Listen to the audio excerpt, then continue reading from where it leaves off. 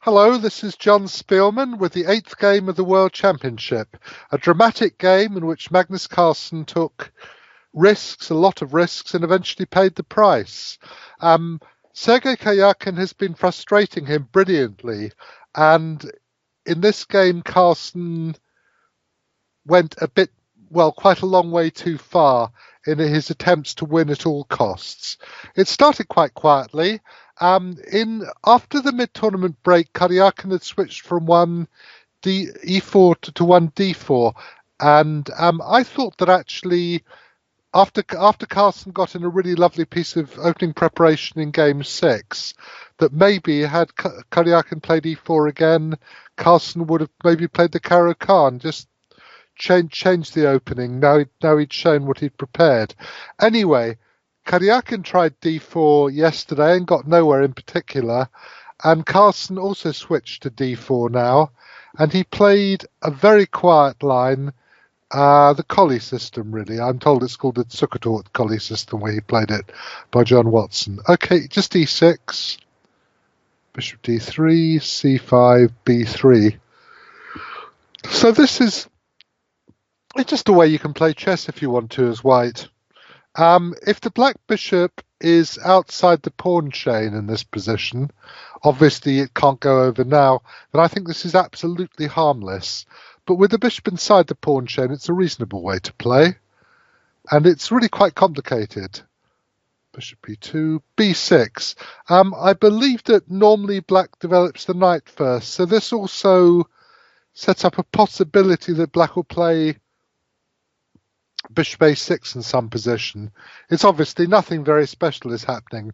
And Carlsen took on C5 now. I mean, there are many different strategic possibilities at this stage, and we've got a lot of action to get through later. It does have the advantage that I can play for E4 or C4.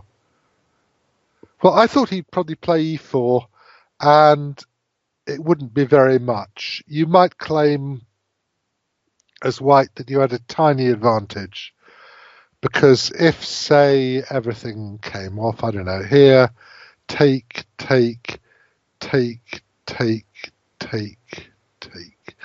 knight f6, queen h4, bishop e7 or something, then you can play rook d1 and c4 as white, and you can claim that you've got a queenside pawn majority, which is very true, but it's also clear that any advantage you've got is very small. Anyway, you can play this way, clearly, if you want to as white. But he didn't do that. He played just reverting. He played c4 instead, which is also quite possible. Though Karyakin just decided to play quick, sensible moves. Just to say calm and sensible. Don't have to take that, but I mean, perfectly playable position. So it's almost totally symmetrical. If bishop takes c4, queen e7, black might well not play queen e7, and it would be totally symmetrical. He played knight takes c4, queen e7 anyway, a3.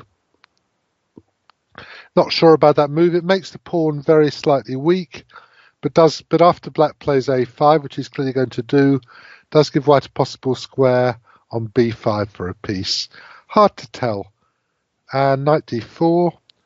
And I thought black could maybe even play e5 in this position, because knight f5, queen e6, e4 is not particularly wonderful. g6, actually, I'd missed when we were looking that knight, you can bring the knight back to h4, because g3 looks like a pretty rotten square to me. But maybe you can go to here to f3, and it might end up just equal. Anyway, it's possible.